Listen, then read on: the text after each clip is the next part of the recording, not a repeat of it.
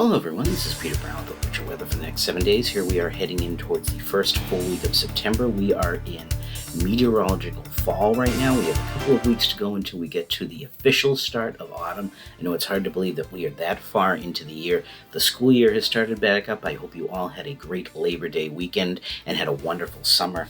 Now, starting our period on Friday, we should be seeing temperatures at this time of the year around 80 still, if you can believe it. And we are going to be seeing temperatures right around there, maybe a couple of degrees warmer than that. Going to be kind of a muggy feeling out there to the day on Friday.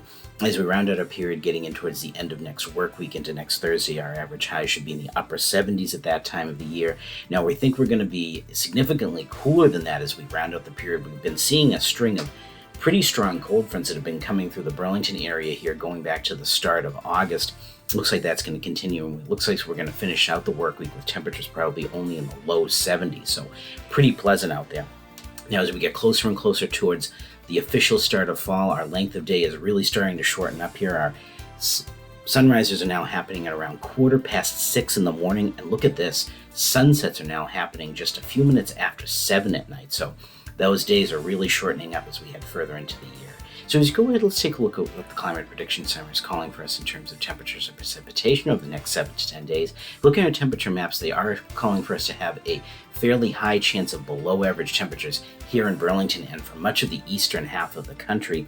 Now, that's going to be reflected as we get towards the start of the work week in through the end of next period. It's going to start out pretty close to average, if not above, for the start of the weekend. But looking at our temperature chances, again, reinforcing that cool air chances coming here, and that's going to definitely be realized as we get in towards the second half of next work week. And looking at our precipitation chances, they're calling for us to have average to below average precipitation.